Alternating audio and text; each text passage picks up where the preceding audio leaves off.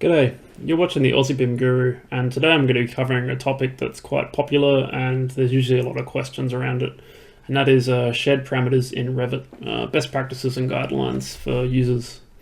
So this is a guide by a user, myself, or other users in Revit. From my experience, there's a lot of complexities that come with shared parameters and how to manage them, so I thought I'd do a thorough guide on this.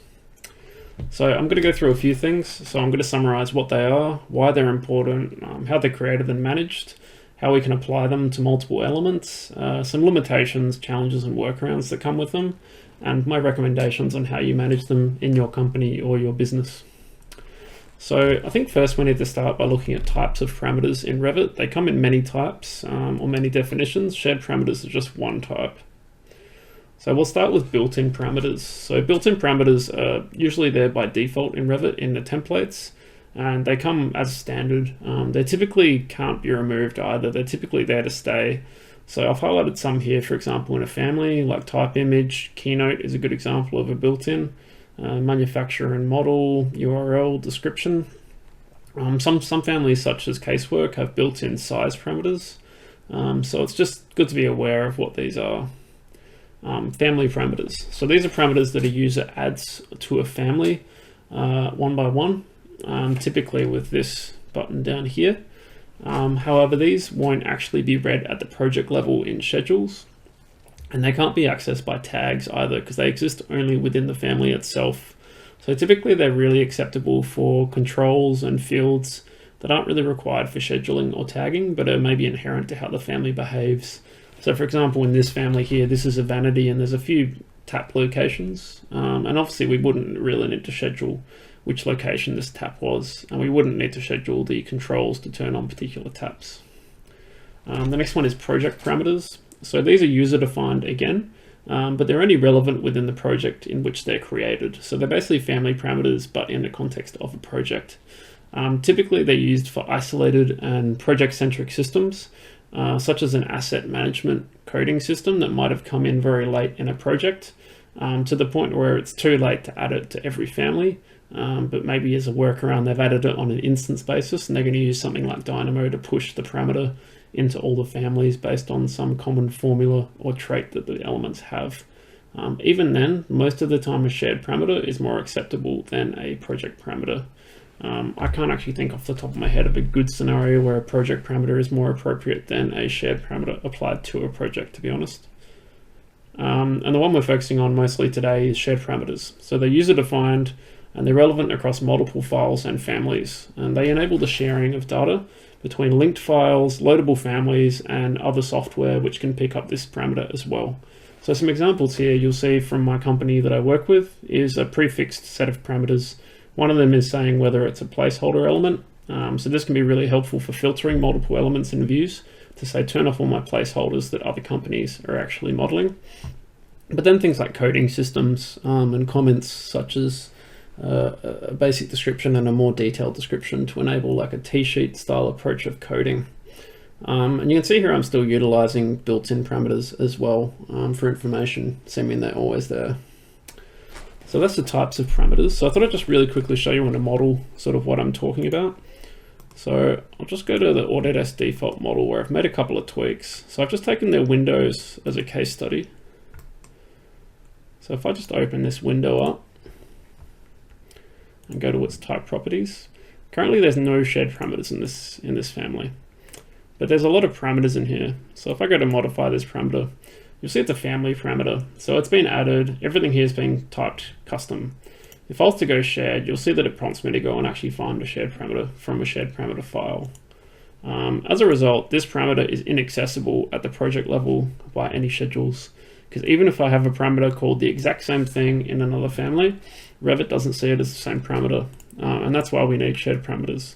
And there's a lot of things that we actually probably would want to schedule if we were doing a window schedule, such as casement sizes and frame sizes and particular types of swings. A great example of something we would absolutely want to schedule is the materials and finishes in here. So you can see we've got a frame material, a glass material, and we go, well, that's probably a shared parameter, right? Surely. No, it's a family parameter.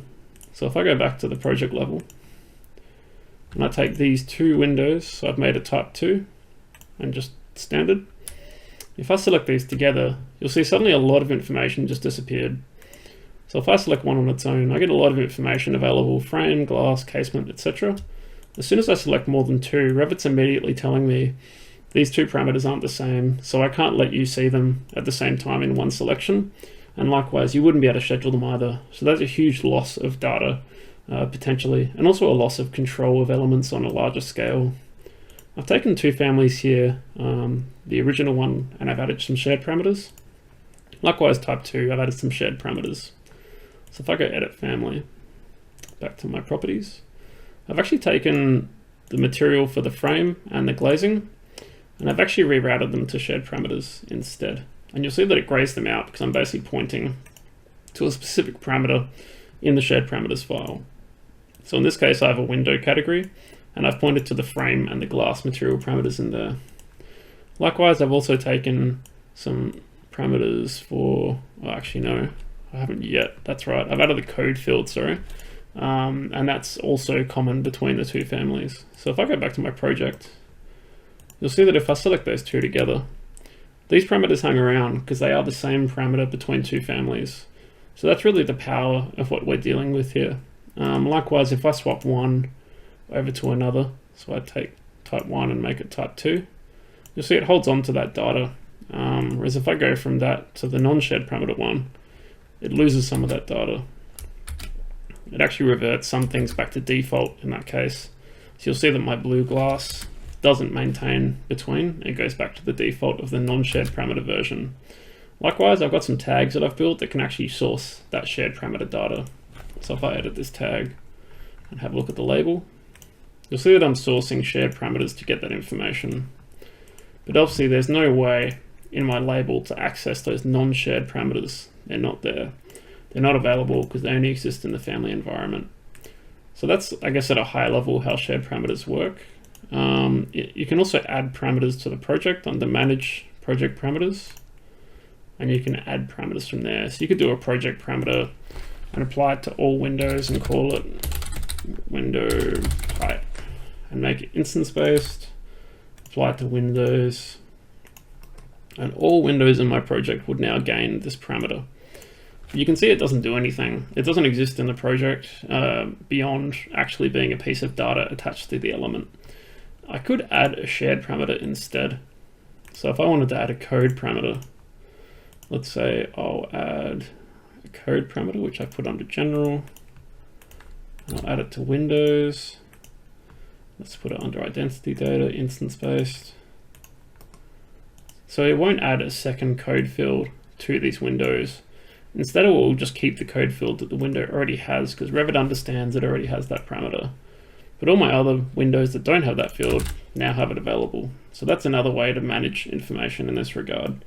And this tag is actually a multi-category tag. So I can actually use this to tag other things with the same shared parameters in them. So for example, this fireplace has been given the code parameter, hence the tag can be used between multiple categories, which has a lot of strength as well and time saving. So that's a quick demonstration of how parameters work. There's so many reasons shared parameters are important. If you're not aware of any of them, I'm just going to go and give you the biggest one in my opinion, which is data uniformity. So having a data structure that's common across multiple elements and multiple models, and ideally across your entire company. These can be things such as coding systems, descriptions of elements, dimensioning, material management, etc. There's so many things that this can do.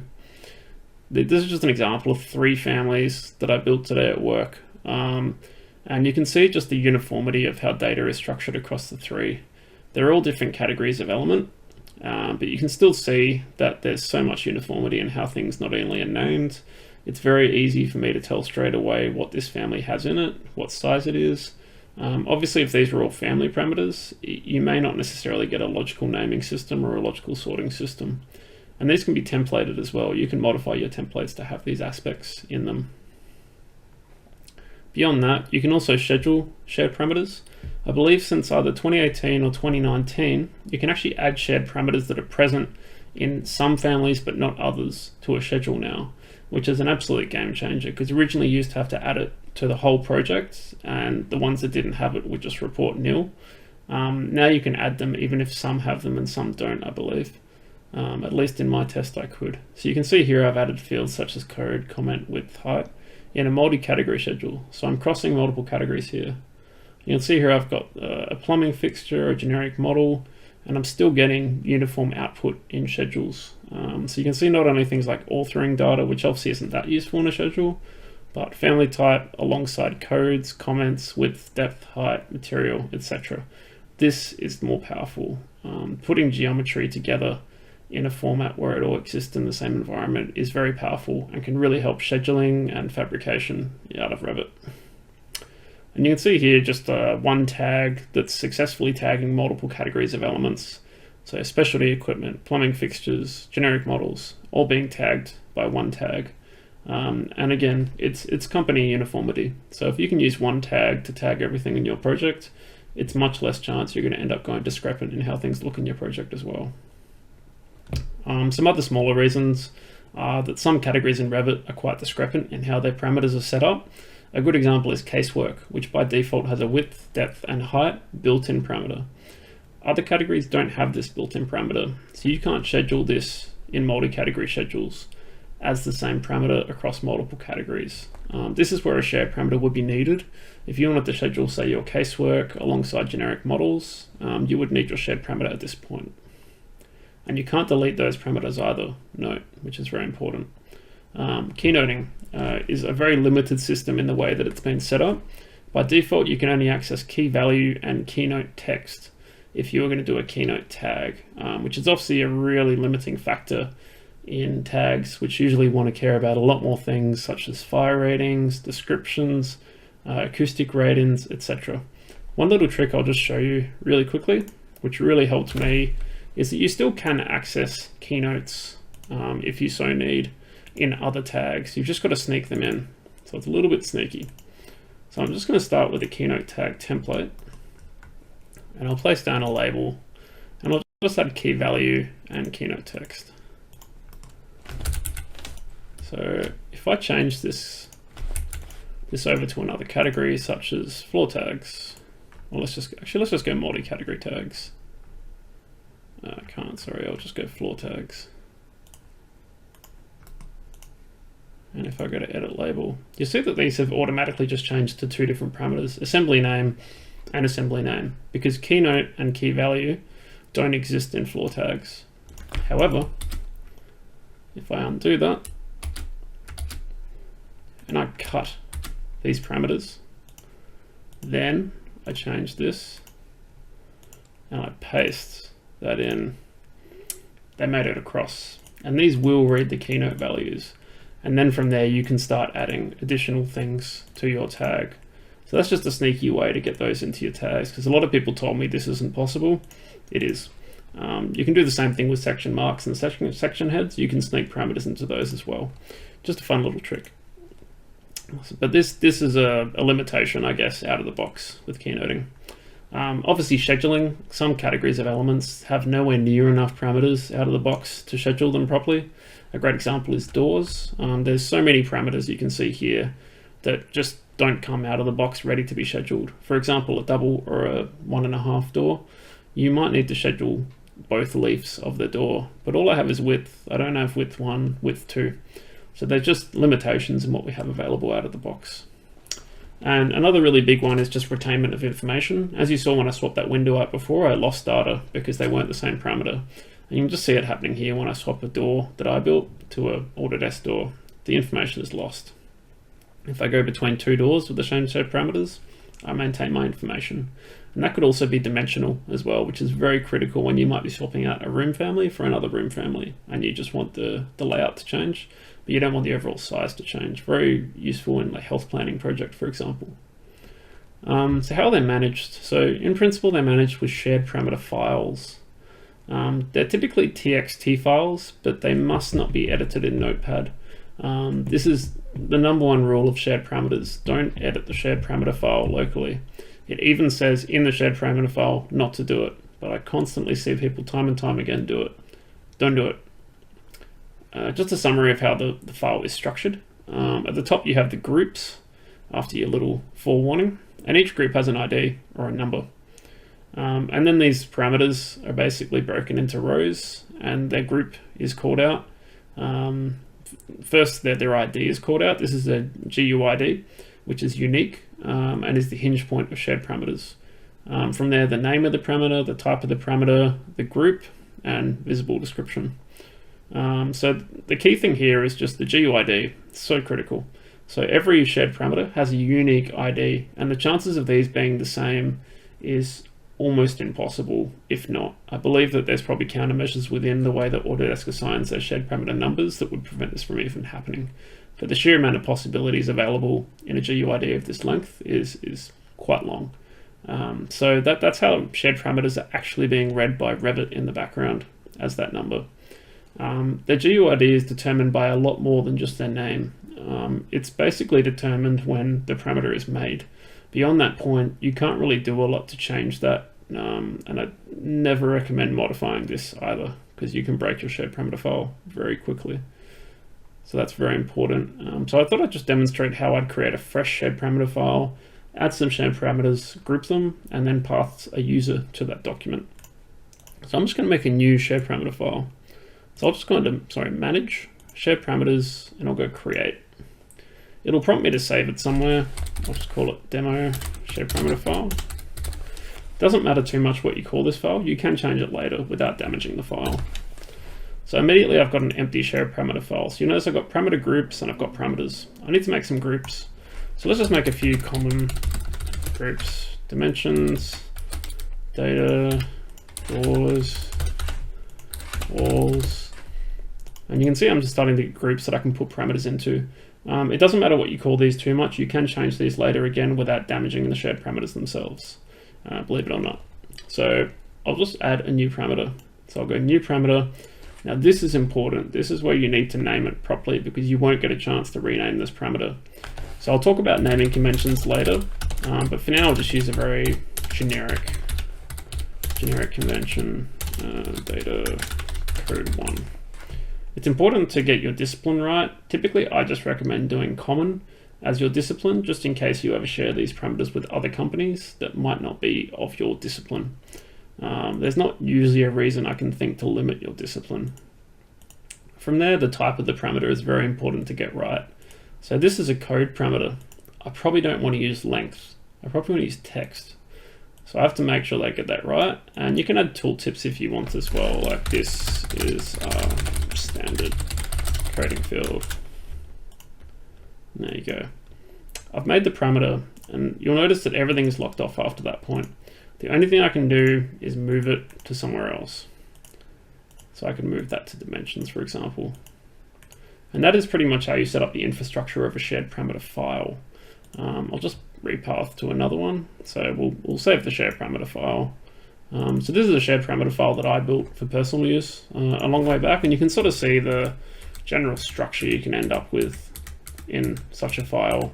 So you can see the uniformity of having a naming convention and how good it can be for sorting the file.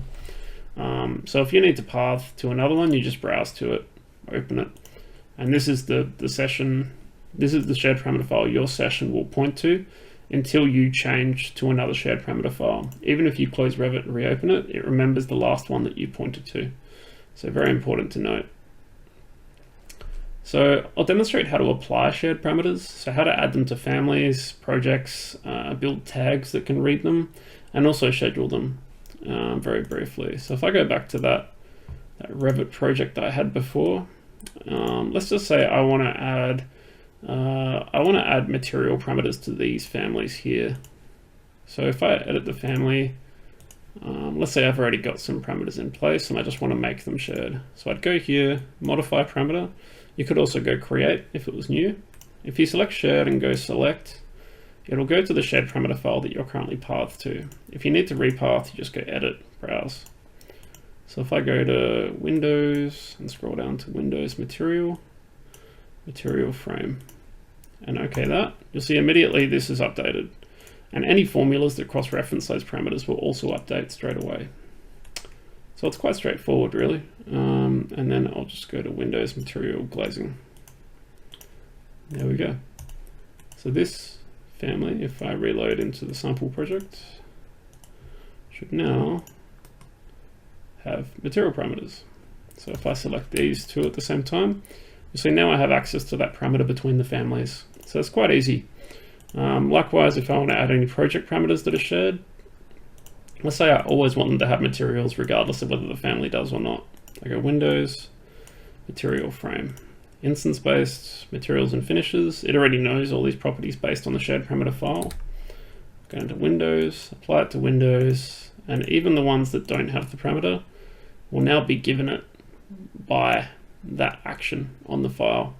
Keep in mind that obviously if I populate this and the family isn't using the parameter in any way, it won't actually do anything to the family itself because this isn't nested into the family properties. And then from there, once I have these parameters available, if I go to a schedule and I just create a multi-category schedule, you see that I now have the ability to add some of these parameters to the schedule that I didn't have before. So I could add width and height, and family and type. And we'll just sort by family and type. We'll just de-itemize every instance.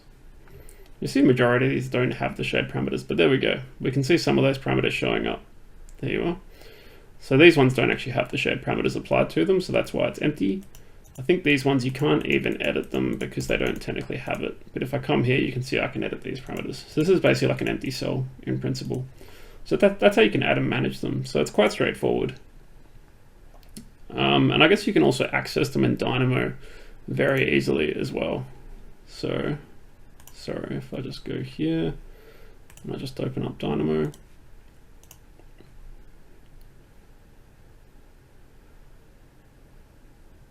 Just bear with me.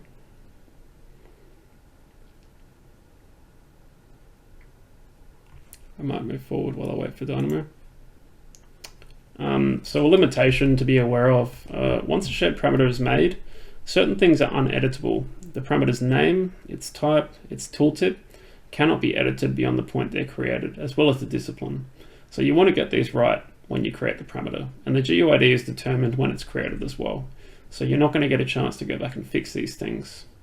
So you can see here these are grayed out when I go to edit them. So it's very important to think very hard about how you want to name these parameters and categorize them and what you want to apply them to.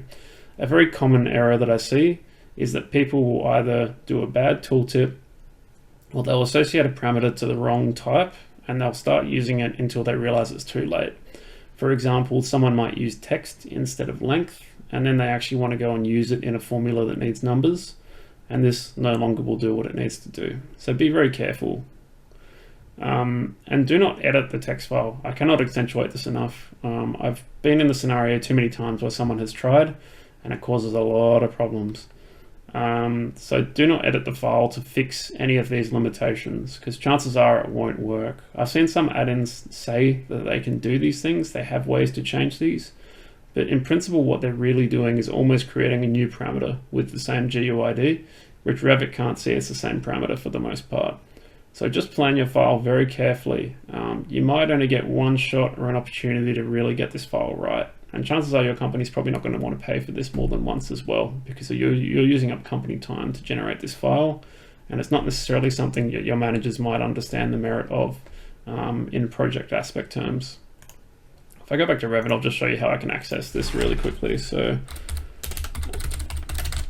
I'll just select model element, and I'll just select one of those windows with a shared parameter in them. So, all right. Let's get a manual mode, and let's just get its parameters. There we go. For those that don't know this node, it basically just gives you a full list of all the parameters that that element can have.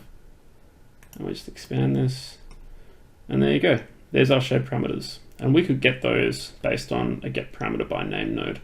So these get added basically to what Dynamo has access to. So very powerful for data management. It's obviously great too, if you have standardized shared parameters, your scripts can be built to work across multiple projects based on the common naming of parameters to expect.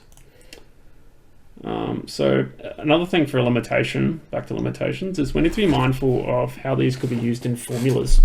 A common issue I see in shared parameter naming is that people put a lot of funky characters in their names, such as dashes, pluses, asterisks, basically things that imply mathematics or something that Revit would see as a formula.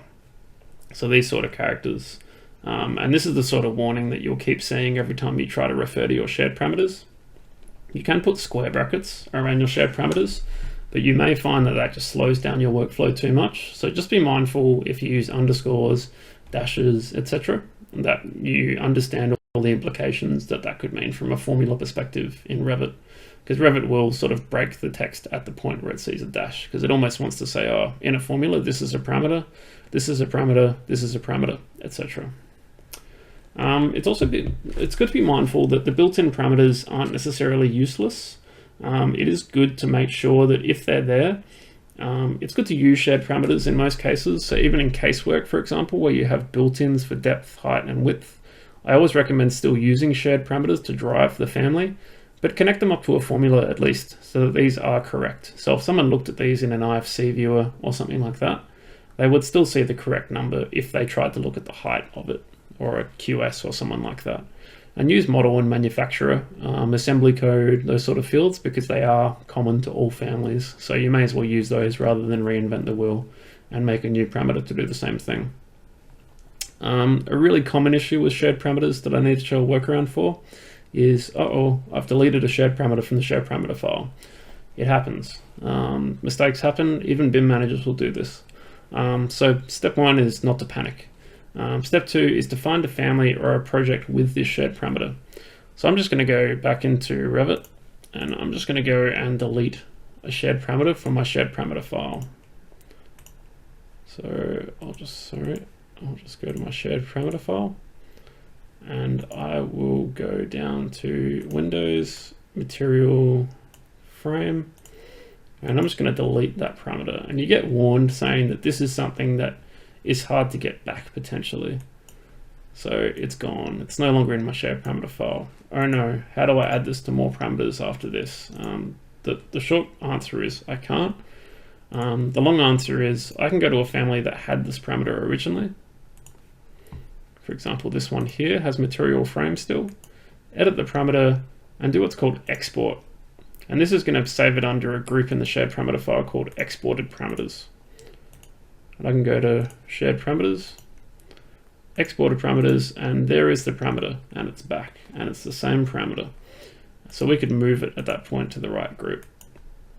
This is also the workflow you can use if you're working with, say, an engineer who is the lead coordinator on a project and has given you something like an asset ID that you need to use for your code so that everyone has one code across the whole project to source in, say, something like Navisworks. You could request those shared parameters to be sent to you in a smaller shared parameter file, and then you could export them into your shared parameter file for use. That's a very common workflow as well. So I guess I'm almost at the end, but I just thought I'd go through my recommendations for shared parameter naming and management, so how I do it, because I feel like my system is probably one that's worked quite well for me so far. So I usually use big break of data with underscores and small breaks with dashes.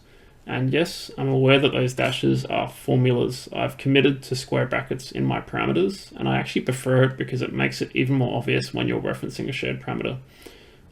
Pick a prefix is one of the biggest things to do. I've worked at companies where they didn't have a prefix, and they ended up in horrible scenarios where they had some shared parameters called width, for example. And then you go into a casework family and you go to add width, and you can't because there's already a built-in called width. So I think a prefix is always the best way, and it makes it really obvious when a shared parameter is a shared parameter. Users will understand straight away, oh, I'm looking at a shared parameter because here's the prefix. And only very occasionally will someone name a family parameter with the prefix just to try and get around the issue and not understand shared parameters in principle. So you can see the naming convention down here, prefix, underscore category, underscore descriptors. Similar to how I name families. Just some examples of what they could look like. So data parameters, dimensions, walls. One critical takeoff here is that I think it's always good to use numbers on the end of your shared parameters for future proofing, unless it doesn't need it. So for example, fire resistance level. There's only ever one fire resistance level for a particular element to call out. but width. You may have more than one width in a family. You might have a bench with a return, so it has 2 widths and 1 depth, technically. So it's good to put 1 after it so that you can have a width 2, width 3, width 4, so you don't end up bookending yourself in a coding system. So that's why I put numbers after these. Typical groups for parameters. I've seen people go very overboard with grouping and make 1 group per category in Revit, which I think is the wrong move. So here's an example of the groups that I use in my shared parameter files, and this has typically been enough for me to cover my categories as I need. An interesting one that some people notice is areas and rooms. I actually use the same shared parameters between these two because it makes it a lot easier for me to push data between my areas and my rooms when I need. Things like authoring, I like to stamp all my families with who made them, when they made them, which version, etc. It makes it easier for me to audit in the model when things are out of date or in the wrong version of Revit.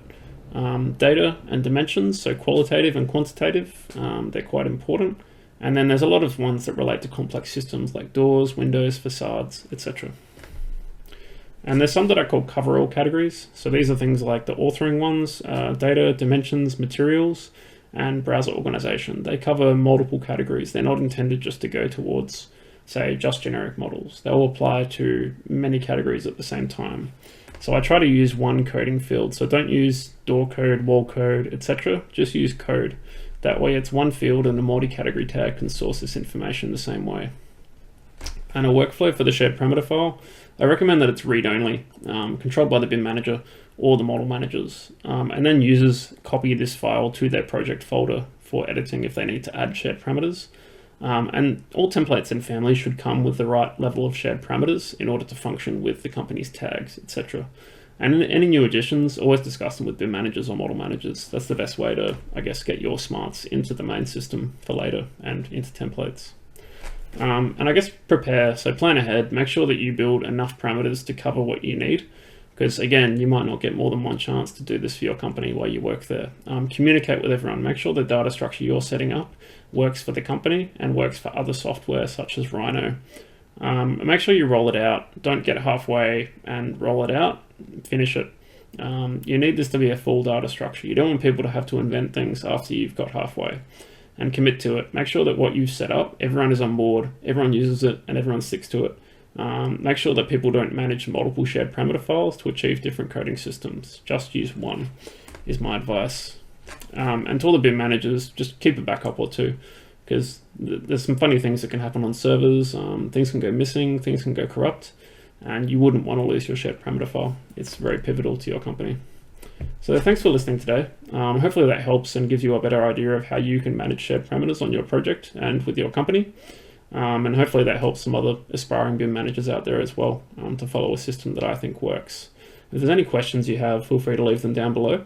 Thanks for listening, and feel free to follow and subscribe if you're interested in seeing more.